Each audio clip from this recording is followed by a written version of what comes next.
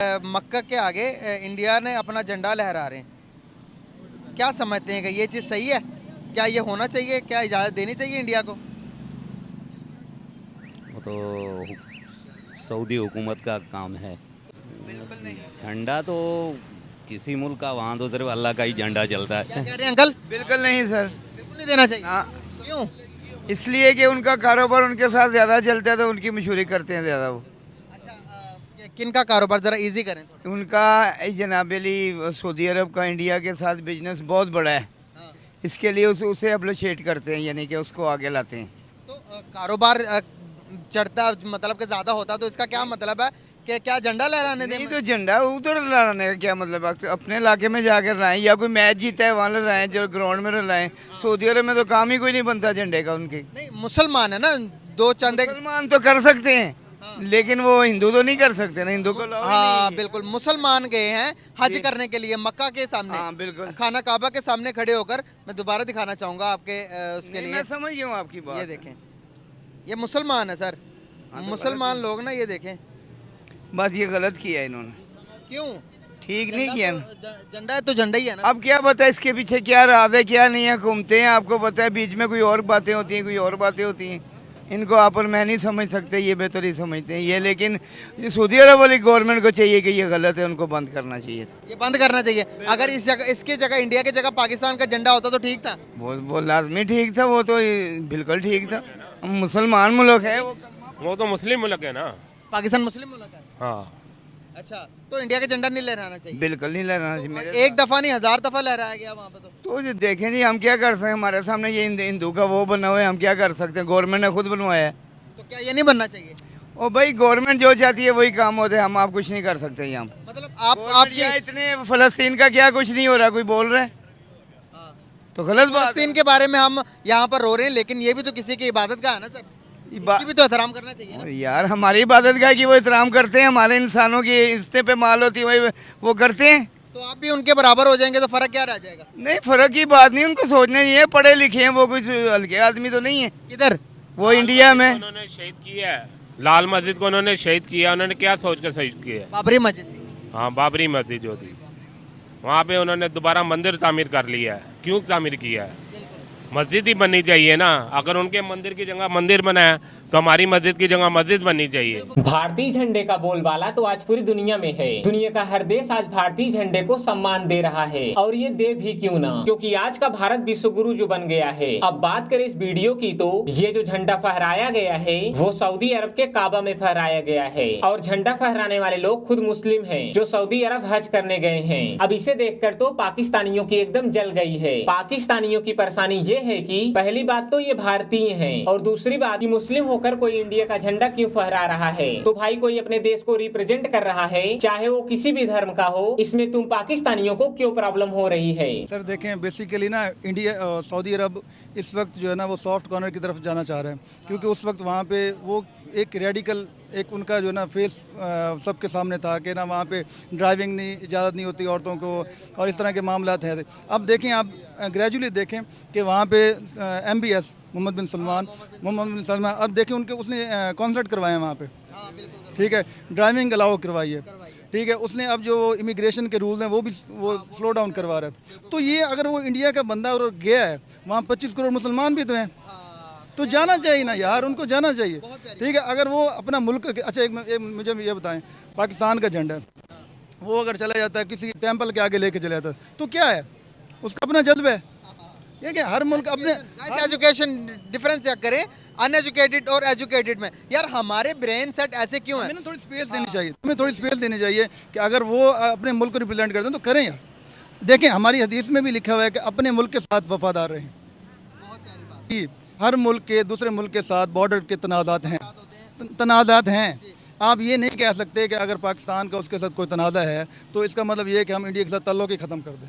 भाई ये तनाज़ात रहेंगे, लेकिन हम अपने ट्रेडिंग वगैरह ये सारे हम अलग से चलाएं। ये चीज़ होनी चाहिए। आप लद्दाख और चाइना का मसला देखिए कितना बड़ा, लेकिन ट्रेड करते हैं करें। वो देखें, अब अमेरिका और चाइना का कितना मसला है, 400 बिलियन ट्रेड, उनके 400 बिलियन डॉलर की ट्रेड हो रही है, ठीक है। और ये देखें, दुनिया हमेशा अब अटैच हो रही है, मिल रही है, आपस में मिल रही है, और हम उसी पुरानी सोच पे खड़े हैं। इन चीज को थोड़ा रिमूव होना चाहिए। ट्रेड हो या ना हो, हमें उससे कोई घंटा फर्क पड़ता है भाई। हम इंडियन हैं, पाकिस्तानियों की तरह कोई भिखारी नहीं जो भीख मांगकर अपना पेट भरे। वह दौर अलग था जब अमेरिका से हम बेहद खराब क्वालिटी का गेहूं लेने को बाध्य थे, और उसी बीच अमेरिका के राष्ट्रपति जॉनसन ने शास्त्री जी को धमकी दी थी कि अगर पाकिस्तान से युद्ध बंद नहीं किया गया तो वह खराब गेहूं देना भी बंद कर देंगे। तो उस समय हिम्मत दिखाते हुए शास्त्री जी ने कहा था बंद कर दीजिए गेहूं देना, और उन्होंने देशवासियों से सप्ताह में एक दिन व्रत रखने को कहा ताकि भोजन के खपत को कम किया जा सके। आज वही भारत दुनिया का दूसरा सबसे बड़ा गेहूं का उत्पादक देश है, और भारत इस वित्त वर्ष में 11,728 करोड़ का गेहूं निर्यात किया था। तो ट्रेड का रोना तुम पाकिस्तानियों रो। ये सरासर गलत है। ये मैं गुलामी की अभी भी हम गुलाम हैं इनके इंडिया का झंडा नहीं लहराना चाहिए था मक्के में। क्यों होना चाहिए इंडिया का झंडा? अच्छा, क्यों होना चाहिए वो तो एक ये क्या वो ये कह रहे हैं कि जो इंडिया के मुसलमान आए हैं ना, हज करने आए हैं, उम्रा करने आए हैं, अगर वो अपने साथ अपना झंडा लेके आए तो क्या बुरी बात? अपनी वो के रिप्रेजेंटेटिव कर रहे हैं ना, उनका बता रहे हैं कि हम यहाँ से आए हैं, हमें यहाँ से उन्होंने प्रमोट किया, सूरत दी है। इसमें कोई बुरी बात अगर बुरी बात नहीं है तो नहीं करना चाहिए था। करना चाहिए। ये अगर सबको करना चाहिए ना, सबको करना चाहिए। मुसलमान वाह चाचा, इसका मतलब इंडिया का झंडा कोई हिंदू फहराए तो वो गलत है, लेकिन अगर वही झंडा कोई मुस्लिम फहराए तो ये सही है। ये कौन सा बच्चों वाला तर्क देते हो? कम से कम अपने बातों पर स्टैंड तो रहा करो। लेकिन जैसे ही मुस्लिम होने की बात पता चली, चाचा तो अपने बातों से ही पलट गए। पहले जहाद की बात की, ये जहाद की बात किस तरफ हो रही थी? मैं फलस्तीन के हवाले से कि आपका सब देखते हैं क्या हाल हो रहा है मुसलमानों को। वो कहते हैं कि गजा हम शर्मिंदा हैं, अफसोस कि हम अभी भी जिंदा हैं। अच्छा। ये मुसलमानों के लिए मैसेज है। एक मिनट भाई की तरफ चलेंगे। भाई थोड़ा सा आपको ना बात बताना चाहेंगे, क्या जहाद करना सोल्यूशन है आज के टाइम के अंदर? क्या जहाद करके हम हल करवा सकते हैं? इस वक्त जो जहाद आप कह रहे हैं ना कि हम अकेला बंदा जाएं, आप हैं या मैं हूँ, अब मैं जाके कोई राइफल उठा के जाके जहाद करना शुरू तो नहीं कर दूँ। ये स्टेट करती होती है, ये स्टेट टू स्टेट करती हैं। इनके हमारे मुल्क को चाहिए, हमारे जो अच्छा दूसरी बात एक और भी देखें, इधर से ईरान है, इधर से आपका लेबनान है, और इधर से पूरी मिडल ईस्ट है। अब उनके देखें वो किस तरह कर रहे हैं। अब मैंने कल आज की मैं बता रहा हूँ आपको कि उन्होंने इंडिया को कहा है कि आप इसराइल को कहो कि सीज फायर करे। ईरान ने कहा है उसको, हालांकि ईरान उसका कितना बड़ा मुखालिफ है, लेकिन उसको कह रहे हैं सीज फायर करो, बंदे बचाओ। कल को रुकना तो है ना, इसने चले लोगों की इंसानियत रुके, बचे। अमन से ही बात होनी तो लड़ना क्यों? अमन से ही खत्म कर ले। लेकिन उसको इसराइल को बगैरत को कौन समझाए? वो जो मुसलमानों का कत्लेआम कर रहे हैं, मुसलमानों का बच्चों का, उसको कौन समझाए? कौन कहने में रोकने वाला है? जिसके हो सकता है, ये भी हो सकता है। मैं बताता हूँ इसका भी हल है। इसका भी हल है। ऐसी कोई बड़ी बात नहीं। कोई इसराइल ऊपर से नहीं आया। ये जितने भी कंट्रीज है ना, अमेरिका हो गया आपका जितने भी वेस्टर्न ब्लॉक है, आपका इधर जो मिडल ईस्ट वाला ब्लॉक है, ये सारे इनके आपस में इंटरेस्ट जुड़े हुए हैं। आप इनको ट्रिगर करें। फलस्तीन का जो मसला है वो अरब कंट्रीज का है ना, अरब मुल्कों का, लेकिन अरब इसराइल के साथ सुन ले मुसलमान की भी अगर बात करेंगे तो सबसे पहले जो कदम बढ़ाना चाहिए वो सऊदीया को बढ़ाना चाहिए, मिडिल ईस्ट को बढ़ाना चाहिए। वो नहीं, वो ट्रेड कर रहे हैं इसराइल के साथ, यहाँ पर हम बैठे हुए हैं। मैं बताता हूँ ना, इस तरह आप ना मिक्स ना करें। एक मिनट लेट मी एक्सप्लेन। आप उसको मिक्स ना करें। अभी रिसेंटली जो आपके MBS ने उसको फॉक्स न्यूज़ को इंटरव्यू दिया है, उसमें उसने क्या कहा है? उसने कि हम ना दोनों 2 नेशन स्टेट सोल्यूशन के ऊपर आ रहे थे और हम उसके करीब आ चुके हैं।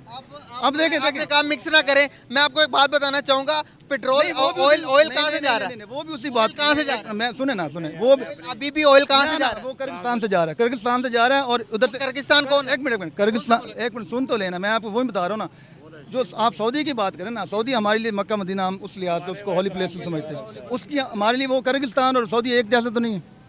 उनके इंटरेस्ट उसके वेस्टर्न ब्लॉक के साथ है। अगर हम हमारे साथ वो अगर कोऑपरेट नहीं भी करते, हमें इतनी तकलीफ नहीं जितना सऊदी अरब की तकलीफ होगी। तो ठीक है ना, मैं आपको स्पेसिफाई कर रहा हूँ कि सऊदी अरब के लिहाज से मैं बता रहा हूँ कि सऊदी अरब भी इसी चीज़ पर है कि क्योंकि हमने पूरी मुस्लिम उम्मत को रिप्रेजेंट करना है, उसके लिए हमें उसका हल निकालना पड़ेगा। हल ही बेहतर है। किसी भी देश को बेइज्जत करने का सबसे आसान तरीका यही है कि उसके सही कामों को भी ऐसे दिखाओ कि लोगों को लगे कि यार इंडिया तो सच में बहुत गलत कर रहा है। पहली बात तो इंडिया पर हमेशा आरोप लगता है कि इंडिया मुसलमानों के साथ बहुत गलत करता है, वहाँ उनको खुलकर जीने की आजादी नहीं है। तो भाई ये जो हज करने गए हैं इसे भी तुम लोग गलत कह दो, ये भी कह दो कि इंडिया ने इनके साथ बहुत गलत किया है। कौन सा दिमाग लेकर पैदा हुए हो? अब जो हज करने जा रहे हैं इससे तो इस्लाम धर्म का ही प्रचार होगा ना। ये तो तुम लोगों के हिसाब से तो अच्छी बात है, भीख मांगने की आदत से तो कभी बाज नहीं आते हो, और इंडिया के मुस्लिमों को लेकर तुम लोगों को बहुत दिलचस्पी रहती है। अबे इतनी खराब हालत में तो इंसान को खुद से ही टाइम नहीं मिलता होगा, लेकिन तुम्हें इतना टाइम मिल कहां से जाता है जो हमेशा इंडिया इंडिया करते रहते हो। भाई खुद अपने देश का हालात सुधारो ताकि जनता को 2 वक्त की रोटी मिल सके। तो दोस्तों आज के लिए बस इतना ही। अगर आपको वीडियो अच्छी लगी हो तो वीडियो को लाइक करके हमारे चैनल को सब्सक्राइब कर लें। मेरा नाम है आदित्य और आप देख रहे थे Indian media react YouTube channel.